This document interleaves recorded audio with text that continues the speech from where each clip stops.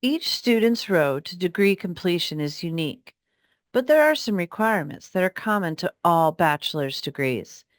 These basic elements include the number of credits, the types of classes you need, a general timeline for completion, and your grade point average, or GPA. Let's take a closer look. The first thing to know about your degree requirements is the number 120. This is the minimum number of credit hours needed to complete a bachelor's degree. You earn credits for each class you take, and most courses are worth 3 credits. Full-time students, starting in their first year, take roughly 15 credits per semester, which is 30 credits per year. Over 4 years, that adds up to 120 credits. Some students attend part-time or may need to take a semester off. Transfer students might bring in 1 or 2 years of credits, so they are here for fewer semesters. 14 to 16 credits per term is a common path. It's not the only path. The credits you earn are divided into 3 broad requirement areas. The first of which is the foundation of your degree, general education. Also known as the Cardinal Core Curriculum for most students, or SUNY GE for many transfer students, a general education provides essential skills and knowledge that all citizens should possess, such as communication, critical thinking, quantitative reasoning. These courses come from many academic disciplines. They expose you to different ways of thinking about your role and responsibility in a global community. You explore the natural world, human expression and behavior, U.S. histories, world cultures, and more. It does not matter what your major is. All students complete general education requirements. A lot of your courses will come from the second area, your major requirements, and the number of credits you need depends on that major. Some majors also require a group of courses called cognates. They are classes in related areas that support the major coursework. Some majors require as few as 30 credits, while others require 50, 60, or more. However, just because a major requires fewer credits does not mean it is easier or you graduate earlier.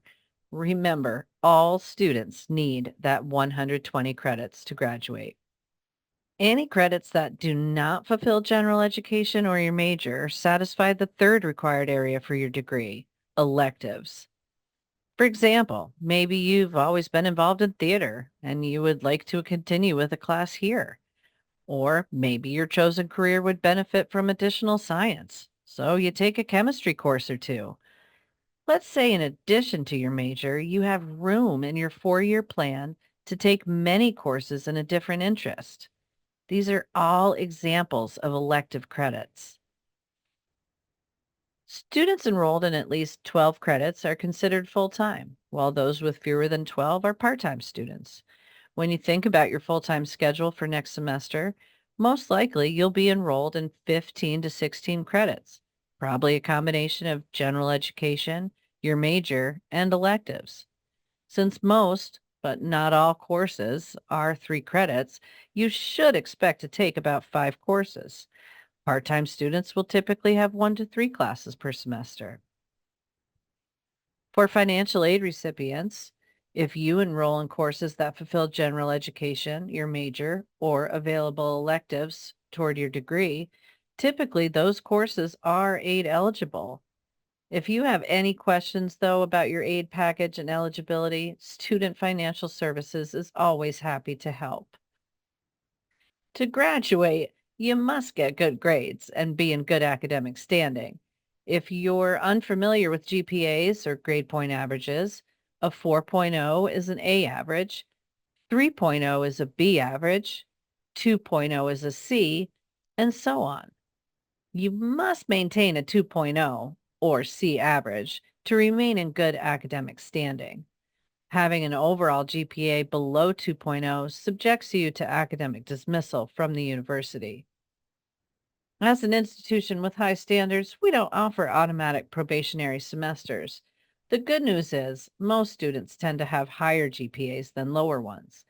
Every semester, we have far more students earning Dean's List distinction, that is a GPA of 3.5 or better, than students who fall below our minimum 2.0 standard.